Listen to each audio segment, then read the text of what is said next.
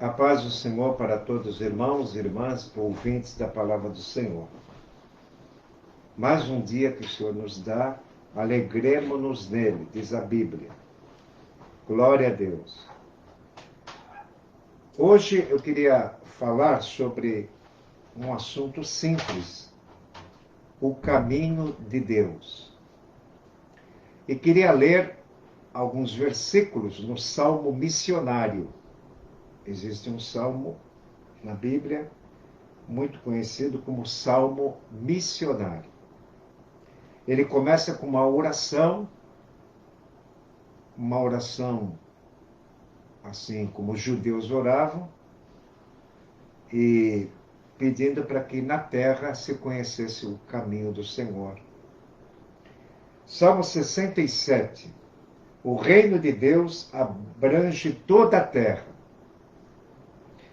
Deus tenha misericórdia de nós e nos abençoe, e faça resplandecer o seu rosto sobre nós, para que se conheça na terra o teu caminho, e em todas as nações a tua salvação. Louvem-te a ti, ó Deus, os povos, louvem-te os povos todos. Alegrem-se, regozijem-se as nações, pois julgará os povos com equidade e governará as nações sobre a terra. Louvem-te a ti, ó Deus, os povos, louvem-te os povos todos. Então a terra dará o seu fruto, e Deus, o nosso Deus, nos abençoará. Deus nos abençoará, e todas as extremidades da terra o temerão. Amém. Senhor, fale em nossos corações mediante a tua palavra, pelo Espírito Santo. Amém. Existe essa expressão em algumas partes da Bíblia. Faça resplandecer o seu rosto sobre nós. João Calvino, que foi um grande reformador francês, que quando se levantou uma perseguição na França contra ele, ele foi para a Suíça, se estabeleceu em Genebra, e foi um teólogo que trouxe à tona as verdades da Reforma, e escreveu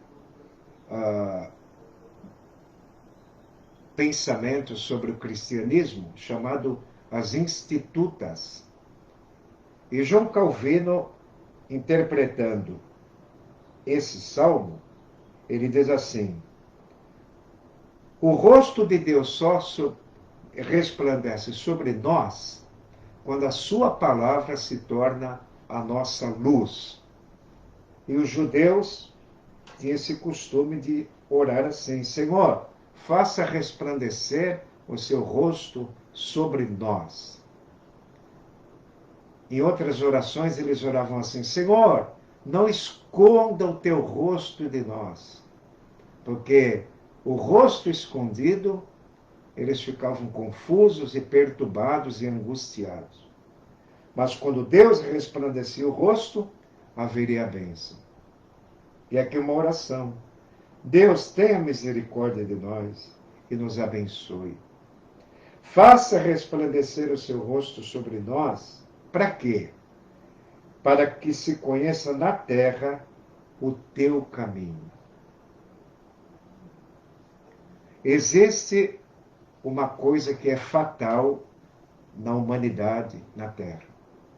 A ignorância é fatal em relação à eternidade. A ignorância. Paulo chegou a escrever aos Coríntios: não quero que sejais ignorantes acerca dos dons espirituais. Não quero que sejais ignorantes acerca dos que já dormem em Cristo, os que já morreram. Então, a Bíblia é o livro de Deus, o livro dos livros, que ensina a verdade, ensina o caminho da vida. Viver todo mundo vive, saber viver, precisamos deste livro, a Bíblia Sagrada. Então, aqui está se orando: resplandeça o teu rosto sobre nós, para que se conheça na terra o teu caminho, e em todas as nações a tua salvação. Quando Jesus esteve aqui no mundo, ele começou o seu evangelho ali em Israel, no norte, ali na Galileia, pregando o evangelho, ensinando nas sinagogas e curando os enfermos. Ele começou seu ministério com 30 anos. Depois a igreja primitiva, os primeiros apóstolos, discípulos que ele chamou, formou eles apóstolos e os enviou na igreja primitiva, começando por Jerusalém, toda a Judéia, Samaria e até os confins da terra. Então, eu me preocupo, a igreja deve se preocupar com novas gerações que estão vindo. A cada geração que vem, o Espírito Santo está trabalhando para que o conhecimento de Deus, que é o temor ao Senhor, passe de geração em geração. Deus faz isso. Ninguém pode fazer isso. Isso é um resultado de um despertamento, resultado de um avivamento, que o conhecimento de Deus se propague de geração a geração. Aleluia! E individualmente, as famílias que acreditam na Bíblia, a família cristã, deve se preocupar na formação dos seus filhos, netos, bisnetos, e assim vai. Mas nós estamos percebendo, e como cumprimento de profecias, que há muita iniquidade se multiplicando. Isso é bíblico, o Senhor Jesus falou em Mateus 24:12, por se multiplicar a iniquidade, o amor de muitos esfriará. A pior arma do inimigo para a perdição de milhões está nessa palavrinha: distração. O século XXI é o século do lazer, da distração, do entretenimento, o século dos prazeres, né?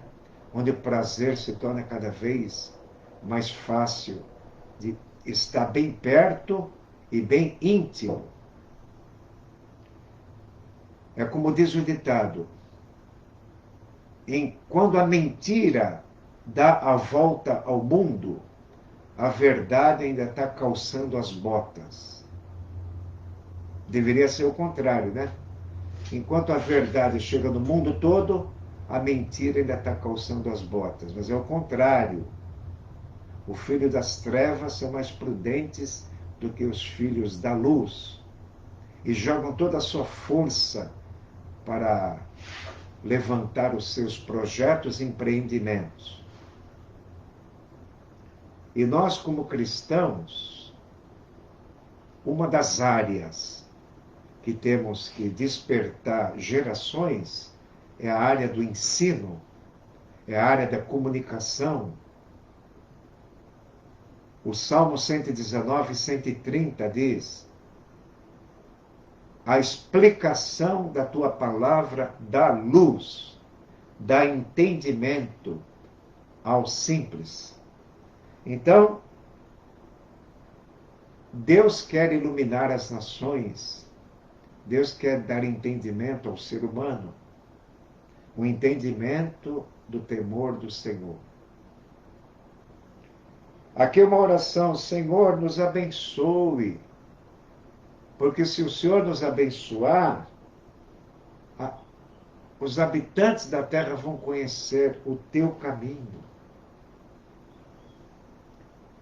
Uma ovelha perdida não sabe voltar para o caminho. Precisou o pastor deixar no rebanho as 99 e foi atrás da perdida, as ovelhas perdidas. E quando Jesus deu a missão para os 12, ele disse: ide primeiro, pregai as ovelhas perdidas da casa de Israel. Não fique parado, perdendo tempo. Ide e pregai. E esse salmo também é um mandamento, como resultado do Evangelho, o louvor. Louvem-te a ti, ó Deus, os povos. Louvem-te os povos todos. Em todos os continentes deve haver um despertamento de forma global. Todo cristão deve ser um missionário. Pastor Gesiel Gomes dizia: cada crente tem que ser um evangelizador. Cada crente deve ser um evangelizador.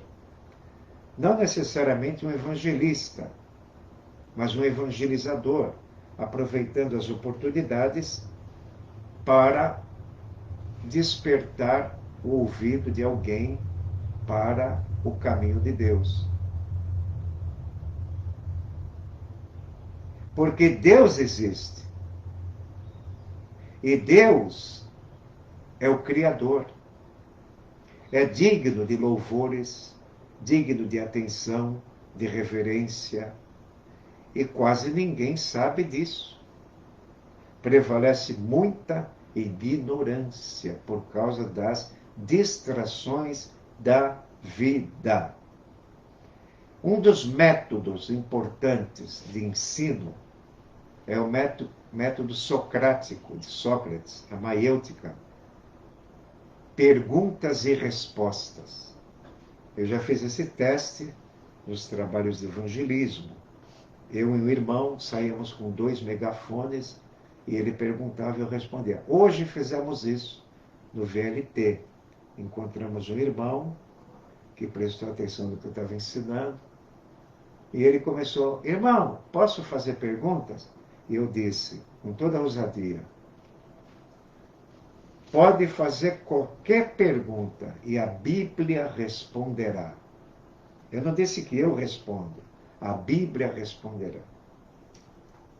E desafie qualquer pessoa, faça qualquer pergunta de bom senso e a Bíblia responderá. Uma das perguntas que o irmão fez é: o que é o pecado? Aí, pela graça de Deus, eu pude responder: para que se conheça na terra o teu caminho. Hoje, as famílias que têm Bíblia na sua estante precisam ser motivadas, encorajadas a ler. Perdeu-se o costume de leitura. Quando eu vejo alguém lendo, num transporte, no ônibus, em qualquer lugar, esperando o ônibus, numa rodoviária, eu chego perto da pessoa: parabéns, você está fazendo uma arte perdida. Você está lendo. O que você está lendo? A pessoa mostra literatura, biografia, romance. Aí eu pergunto: você já leu o livro dos livros? A pessoa: a Bíblia, já. Quanto tempo não lê a Bíblia? Aí já se começa um diálogo. Porque para que todos conheçam o teu caminho. Vamos aqui abrir o Salmo 37, e versículo 34, como referência do caminho do Senhor. Salmo 37, versículo 34, diz assim: espera no Senhor e guarda o seu caminho, e te exaltará para herdares a terra. Tu o verás quando os ímpios forem destruídos. Espera no Senhor e guarda o seu caminho. guardar o caminho do Senhor. Isso que eu estou pensando é o meu caminho ou o caminho do Senhor? Isso que eu quero fazer é o meu caminho ou o caminho do Senhor? Vamos no Salmo 43. Vamos ver aqui o salmista, como se alegrava no caminho do Senhor. Ele fez uma oração. Salmo 43, 3 e 4. Uma oração do salmista. Salmo 43, 3. Envia a tua luz e a tua verdade para que me guiem e me levem ao teu santo monte e aos teus tabernáculos. Então irei ao altar de Deus, do Deus que é a minha grande alegria, e com harpa te louvarei, ó Deus, Deus meu. Ele pediu luz para ser guiado por Deus, ao altar de Deus, que é a sua grande alegria. Aleluia! Do caminho de Deus há alegria. No caminho de Deus é o caminho do amor, é o caminho da paz, é o caminho do gozo, da alegria, é o caminho da bondade, é o caminho da benignidade, é o caminho da fé ou fidelidade, é o caminho da mansidão, é o caminho do domínio próprio. É o caminho de Deus, onde é manifestado o fruto do Espírito, o amor. Quem ama tem paz, quem ama tem alegria, quem ama é paciente, quem ama espera, quem ama se controla, tem autodomínio. Paulo diz a Timóteo, Deus não nos deu espírito de covardia, mas o espírito de fortaleza, de coragem, e de amor e moderação. Então o Espírito Santo é coragem. O Espírito Santo é fortaleza. O Espírito Santo é o amor de Deus e moderação. A moderação ou o domínio próprio, a temperança, é uma virtude do Espírito Santo mais difícil de cultivar e o que mais precisamos. Autocontrole, autodomínio, em toda a área da vida, né? Precisamos do autocontrole. Mas vemos aqui no Salmo 43, então irei ao altar de Deus, do Deus que é minha grande alegria. Olha aí, o salmista se alegrando em Deus. O Salmo 149 é uma exortação para a gente se alegrar naquele que nos criou. Salmo 149. Se alegrar no Criador. Aleluia. Salmo 149, 1. Louvai ao Senhor, cantai ao Senhor um cântico novo, o seu louvor na congregação dos santos. Alegre-se Israel naquele que o fez.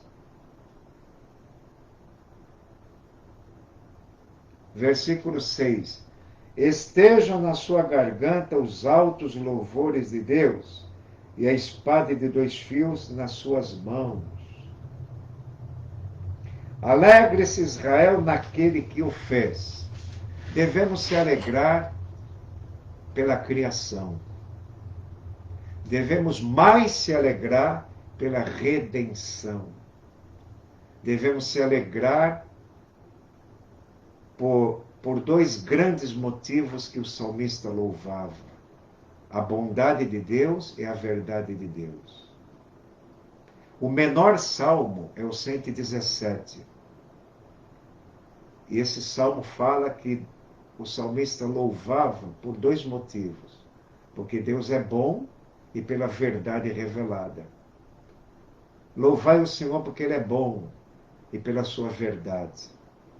Deus é criador de todas as coisas, do céu, da terra e do mar, e preserva a sua verdade para sempre. Eu queria que você anotasse Salmo 146, o verso 6. 146, 6. Que fez os céus e a terra, o mar e tudo quanto há neles, e que guarda a verdade para sempre. Então a verdade não é só para os tempos apostólicos. O poder pentecostal, o derramamento do Espírito Santo, o fogo do Espírito Santo, os dons espirituais, é para a nossa época, para todas as épocas, porque Deus não mudou. Deus não muda. E o que mais precisamos, acima de nossas organizações, é a vida que tem na palavra. A palavra de Deus é inesgotável. Ninguém esgota esse livro. Olha aqui, ó. Deus fez os céus e a terra, o mar e tudo quanto há neles, e guarda a verdade para sempre. Bem-aventurado aquele que tem o Deus de Jacó por seu auxílio, cuja esperança está no Senhor seu Deus. O Salmo 146 fala da fraqueza do homem e a bondade de Deus. Deus é para sempre. E o Salmo missionário que eu li no princípio, 67, Senhor, faça resplandecer sobre nós o teu rosto, para que na terra se conheça o teu caminho. Em todos os continentes, as pessoas venham ao arrependimento, ao conhecimento da verdade e andar em santidade. É possível? É possível. Através da oração, você vai longe. Você ora pelos que estão perto, pelos que estão longe. O máximo que podemos fazer, ou o mínimo, é a oração. Se não podemos chegar em um determinado país, ore pelaquele país. Ore pelaquela situação. E Deus ouve a oração dos seus santos. Podemos evangelizar o mundo orando. Primeiramente, disse Paulo a Timóteo, eu quero que faça oração por todos os homens, para que eles sejam salvos.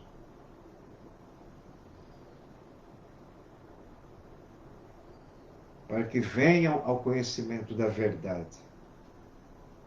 No Salmo 74, versículo 12,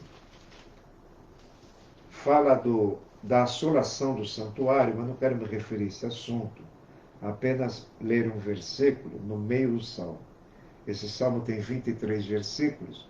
O 74, ele fala da assolação do santuário, a perseguição do inimigo contra as coisas de Deus. Mas no versículo 12, Salmo 74, 12, diz assim: Todavia Deus é o meu rei, desde a antiguidade, operando a salvação no meio da terra. Todavia Deus é o meu rei, desde a antiguidade, operando a salvação no meio da terra, para que se conheça na terra o seu caminho. O caminho é Jesus Cristo. O caminho não é batizar crianças. O caminho não é ter uma religião. O caminho não é simpatizar por uma religião. O caminho não é literatura de qualquer seita ou religião. O caminho é uma pessoa. É o próprio Deus que se humanizou. Deus se fez carne, o Verbo se fez carne, habitou entre nós. E João fala, vimos a sua glória. Lá no Monte Tabor, Jesus se transfigurou como Deus, como Filho de Deus, em glória. E ouviu-se uma voz do Pai: Este é meu filho, a ele dê atenção. Deus fala pelo Filho de Deus. Jesus não é apenas um carpinteiro, ele é divino, ele é o Filho de Deus. Ele deixou a sua glória, mas não deixou a sua divindade.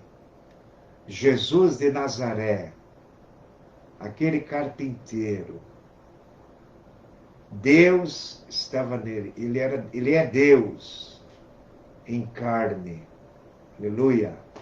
Ele entrava em porta fechada, ele faz milagres, aleluia. Quando ressuscitou para provar que era um corpo de glória e não espírito, ele comeu um favo de mel e peixe assado. Lucas 24, 39. Lucas 24, 39. Vede aqui, sou eu mesmo, um espírito, não tem carne e ossos, como vocês veem que eu tenho. Mas era o corpo de glória. Não sei como é que se desintegrou aquele peixe, aquele mel. Isso não nos compete saber. A gente imagina, né? Como é que um corpo de glória comendo peixe e favo de mel? Para provar que ele não era um espírito.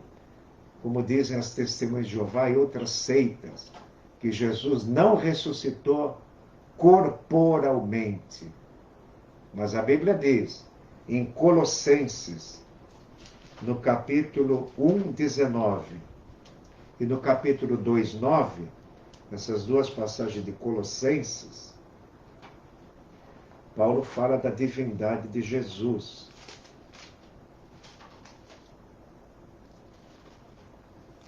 Foi do agrado do Pai que toda a plenitude nele habitasse. Foi do agrado do Pai que toda a plenitude nele habitasse. Colossenses 1,19. Foi do agrado do Pai que toda a plenitude nele habitasse. Jesus é a plenitude de Deus. Jesus é o máximo de Deus. É o total, completo. E no capítulo 2 de Colossenses 9, porque nele habita corporalmente toda a plenitude da divindade. Olha lá, nele habita corporalmente o Jesus de Nazaré. O Jesus de Nazaré. Habitava nele a plenitude da divindade. Tudo que Deus é na sua totalidade e perfeição, grandeza, habitava em Jesus de Nazaré. Não é Buda nem Maomé, é Jesus de Nazaré. Eu comecei uma pregação assim uma vez. Não é Buda nem Maomé, é Jesus de Nazaré. E se levanta uma pergunta. Onde estava Jesus dos 12 aos 30? 12 ele estava ensinando os doutores. E só aparece com 30. Onde que ele foi? Em Nazaré. Ele era comum, um homem simples, trabalhador, morava em Nazaré, uma cidade pacata. Até se duvidava, puxa, dali não veio nenhum profeta? Ele não podia fazer ali muitos milagres, diz a Bíblia, por causa da incredulidade dos nazarenos. Mateus 13, 57 e 58. Ele não podia fazer ali muitos milagres, porque perguntavam, não é este o filho do carpinteiro? Não estão aqui conosco os seus irmãos e suas irmãs? E se escandalizaram. Mateus 13, 55 e Marcos 6, versículo 3. Não é este o carpinteiro? Uma vez eu li um livro de um ateu que se converteu, Joseph McDowell, O nome do livro é Mais que um Carpinteiro. Jesus é mais que um carpinteiro. É o próprio Deus, é o Filho de Deus, é divino, é a vida, é o caminho. Então, na Terra, todos precisam saber o caminho. Mas a Igreja tem essa missão, esse privilégio, essa responsabilidade, por todos os meios. Eu fui visitar antigamente um senhor que teve derrame, irmão Cândido, já faleceu. Ele tocava violino na igreja, alguns instrumentos na Assembleia de Deus. Ele teve um derrame, mas não perdeu toda a fala. Estava lúcido. Eu fiz algumas visitas, onde conheci a Marina, no bairro. E ele falou para mim: Augusto, depois que eu tive essa doença, Deus permitiu e me deu um novo ministério. Eu falei: qual é, irmão Cano? Interceder por tanta gente que eu nunca intercedi. Ele vai me dar vida até quando Ele quiser, porque eu tenho que orar muito, não só por mim. E eu creio que pela minha oração muitos vão voltar, porque eu vou chorar. Eu vou interceder, eu vou clamar, vou gritar, vou chorar, porque eu não posso mais andar, mas posso orar, posso sentir fé.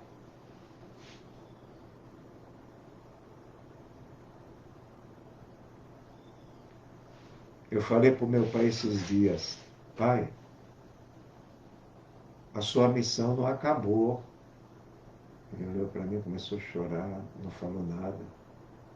Aí eu falei: sabe por quê? Porque eu encontro pessoas por aí. Cadê aquele homem de bengala que entregava folheto? Nunca mais eu vi.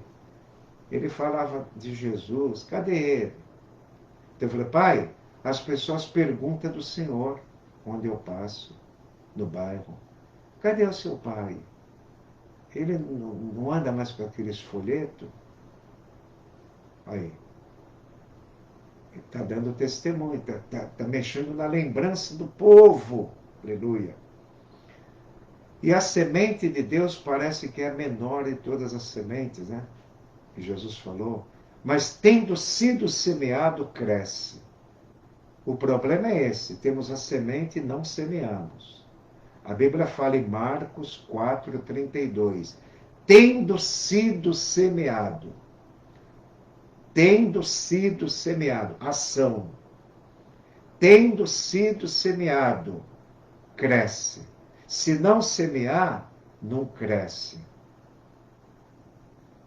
Quando você está ensinando a palavra de Deus no rádio, na igreja, seja lá onde for, você está semeando. Nem que seja com o seu testemunho, ou um folheto, ou em silêncio.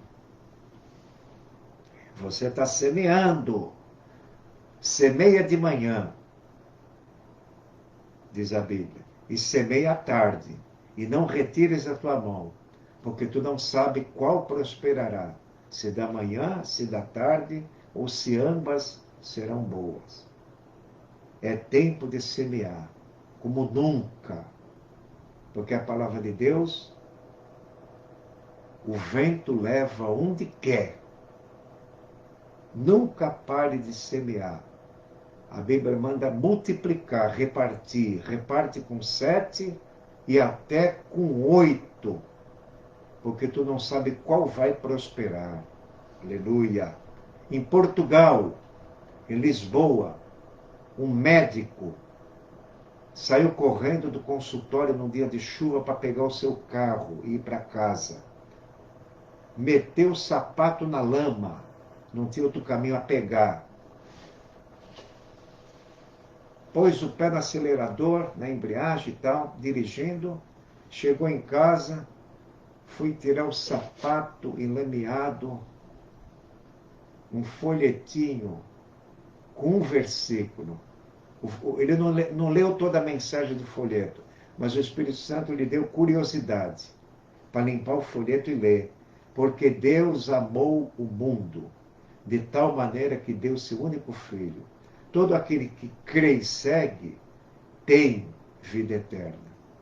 Ele procurou uma igreja evangélica, aquele médico português, em Lisboa, e se converteu. Outro exemplo, um homem queria se matar na linha do trem. Deitou na linha do trem, decidido se suicidar. Uma noite de muito vento. E ele ali esperando o trem passar. Isso aconteceu, fato verídico. E o vento balançava o mato de todo jeito. E o mato brilhava. Ele viu aquele brilho no mato, levantou, foi ver que era um pedacinho de papel. E estava escrito duas palavras pequenas. Vida eterna. Um folheto rasgado com essas duas palavras. Vida eterna. Ele pensou, vida eterna? Ué, o que é isso? Eu estou querendo morrer? Esse folheto está escrito vida eterna. Aí ele começou a parar as pessoas. Você sabe o que quer dizer isso? Vida eterna? Não. Você sabe o que é isso? Esse folheto? Não. Aí, e você sabe o que é isso? Ah, deve ser coisa de crente. Procura um crente. Aí ele começou a parar as pessoas. Vem cá, você é crente? Não. Você é crente? Não.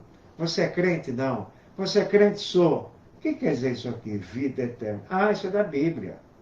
Você não quer ir na minha igreja hoje? Vou. E convidou aquele senhor que queria se matar. Esqueceu do trem. Está procurando os crentes. Porque o vento balançou o mato. Aí, chegou na igreja. Qual foi a pregação? Deus amou o mundo de tal maneira que deu seu Filho unigênito, para que todo aquele que nele crê não pereça, mas tenha a vida eterna. Aquele homem foi salvo pelo vento do Espírito Santo. Não importe com resultados, semeie.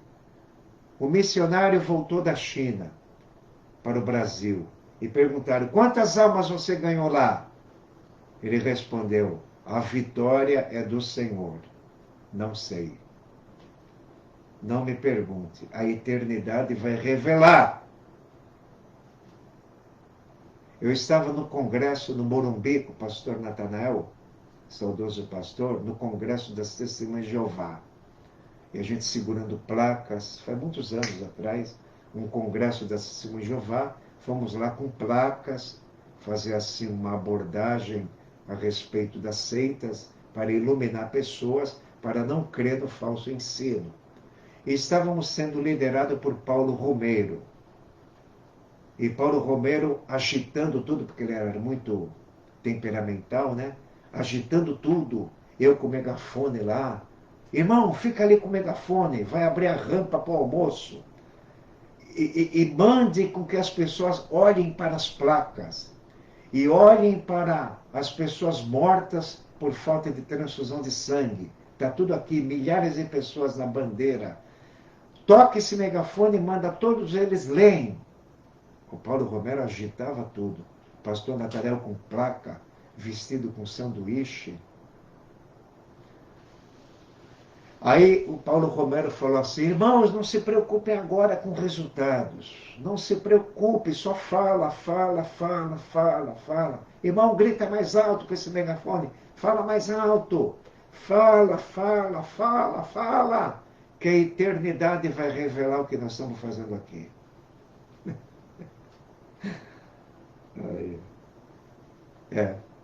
A nossa missão é falar só. Paulo plantou, Apolo regou, mas Deus deu o crescimento. Eu tenho certeza, não como nós queremos, mas como Deus quer e como lhe aprouve. Não pare de semear. Não pare de semear. Ali na Náutica, no culto da tarde, eu fico entregando folheto ali 2 horas ou 3 antes do culto. O culto é às 3 horas. Fico lá entregando folheto, quem passa, ali moças, idosos, idosas, falando de Jesus. Ah, lê em casa, presta atenção na mensagem. Aqui tem culto sexta, aqui tem culto domingo. Quer entrar para ver? Aí eu mostro o ar-condicionado. Aí, se tiver calor, tem o ar. Quer um copo d'água? Como é que você está? E vai. Eu vou ler em casa e depois eu volto. Quando é que tem culto? E se eu não estou ali? E se eu não estou ali? Com a placa ali fora. E se eu não estou ali? Passa a gente, eu não tenho ninguém para falar. Aqui no trânsito, aqui na Silva Jardim, tem que ter um ali, entregando folheto no trânsito. A pessoa pega, não sabe o que é, ou sabe, não quer ler, você encoraja a ler.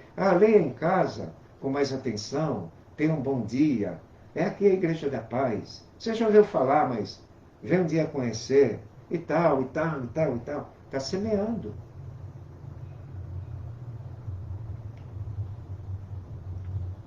Então, irmãos, Senhor, faça resplandecer o teu rosto sobre nós, para que se conheça na terra o teu caminho. Aleluia. O Espírito Santo aquece o coração do crente para ele dar testemunho. Não um testemunho, né? Um testemunho de alegria, contar o que Jesus fez. Você quer ter uma renovação, irmãos? Fala de Jesus. Conta as bênçãos. Que nem aquele hino que nós cantamos. Conta as bênçãos, dize-as quantas são, recebidas da divina mão, uma a uma, ou todas de uma vez, e verá surpreso quanto Deus já fez. A minha esposa foi na Náutica domingo, eu fui para Vicente Carvalho. Falei, Marina, tu me conta a benção da Náutica, quando chegar, no nosso lanchinho. Tu conta a benção da Náutica, quando tu acabar de contar, eu conto a benção de Vicente Carvalho. Eu vou falar quem foi, quem não foi, quem ensinou, quem não ensinou, como é que foi o movimento e tal, e tal, e tal, e tal. Conta as bênçãos de Deus. Ir no culto é bênção de Deus. Escutar a palavra é bênção de Deus. Você está investindo na eternidade. Mate o tempo e você está ferindo a eternidade. Não mate tempo, irmão. Não mate tempo. Tem crente que perde tempo, né? Ele está ferindo a eternidade. Temos que ganhar tempo, né? Ganhar tempo. Conta as bênçãos. No Salmo 71:15, diz que as bênçãos é tantas que não tem limite. Vou terminar com esse versículo, Salmo 71:15. Aleluia. A bênção que você contar é sem limite. A minha boca relatará as bênçãos da tua justiça e da tua salvação todo dia, posto que não conheça o seu número. Salmo 71:15. A minha boca relatará as bênçãos da tua justiça e da tua salvação todo o dia, posto que não conheça o seu número. Conta as bênçãos. Quanto mais você contar, mais renovação você tem para a sua fé. Amém? Oremos. Senhor, aplica a tua palavra em nossos corações, em cada um que está ouvindo, e aquele que está angustiado por situações, desemprego, enfermidade. Senhor, toca e visita. Visita, toca, abençoa, abre a porta. Senhor, fortalece quem está enfermo. Senhor, abençoa todos os irmãos, as irmãs. Abençoa o culto da tarde. Abençoa a visita que vamos fazer agora de manhã ainda. Ó Senhor, abençoa o irmão Eduardo, que vai me acompanhar em 2 visitas. Ó Senhor, abençoa nossos passos. Abençoa a tua igreja na face da terra. Abençoa aqueles que estão no ambiente do trabalho. Abençoa aqueles que estão ouvindo em casa. Ó Senhor, desperta a tua igreja no sentido de semear. Resplandeça, Senhor, o teu rosto sobre nós. para que na terra se conheça o teu caminho. É o nosso pedido em nome de Jesus. Amém. Amém.